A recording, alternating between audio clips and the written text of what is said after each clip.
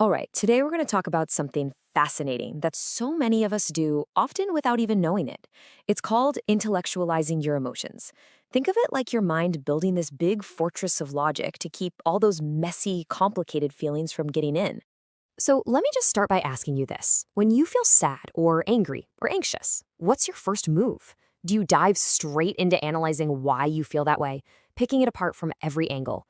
Or do you just let yourself, sit with that raw emotion for a bit? The difference there is tiny, but it's everything. It's the core of what we're going to get into today. To really get why we build these defenses, we first have to understand what we're defending ourselves from. And we can think of it as the emotional storm. I mean, we've all been there, right? That feeling of being completely swamped, just totally overwhelmed by your feelings. There's a term for this: emotional chaos. It's that state where your emotions are so intense, they feel totally unmanageable, unpredictable, and honestly, kind of scary. It's a very human thing to want to get away from that feeling fast. So, how do we escape all that chaos? Well, our mind has this incredibly clever little trick up its sleeve. It deploys the shield of logic. It's our brain trying to put some order back into the world. Now, the official psychological term for this is cognitive distancing. And it's basically a defense mechanism where instead of actually experiencing a tough emotion, you take a step back from it. You put it under a microscope, right? You dissect it. You analyze where it came from. You stick a label on it. You do all of this from a safe, comfortable, intellectual distance. And this really lays out the two different roads you can take. On one side, you have feeling. That's all about immersion, about connecting with the emotion. But on the other side, you have analyzing, which is about deconstructing and observing it. See the difference? One pulls you in, while the other pushes the emotion away so you can study it. That's cognitive distancing right there in action.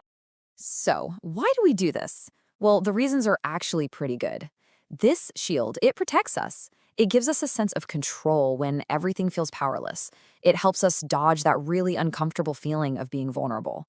For a lot of people, this is a pattern they learned way back, maybe in a family where showing big emotions wasn't really okay or didn't feel safe.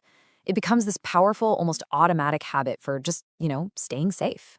But here's the catch, and it's a big one. This protection, it comes at a price.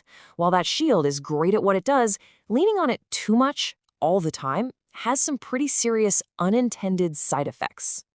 And this right here, this is probably the biggest cost of all. Overusing this defense mechanism, this habit of cognitive distancing, it can create a major disconnect in our most important relationships, because by shielding ourselves, we can end up building a wall that keeps other people out. So how does that disconnect actually happen in real life? Well, let's just break it down. Step one, a big feeling comes up. Maybe your partner is really upset about something. Step two, instead of meeting their emotion with your own emotion, bam, the logic shield goes up. You start analyzing why they feel that way. And right there, in that moment, genuine connection gets blocked. I mean, think about it like this. Your partner just needs you to feel with them, but you're busy in your head creating a flowchart about them. You're trying to offer a diagnosis when what they really want is a hug. That switch from sharing an experience to just observing it, that's where empathy and intimacy can really start to fall apart. So at the end of the day, intellectualizing is a classic double-edged sword.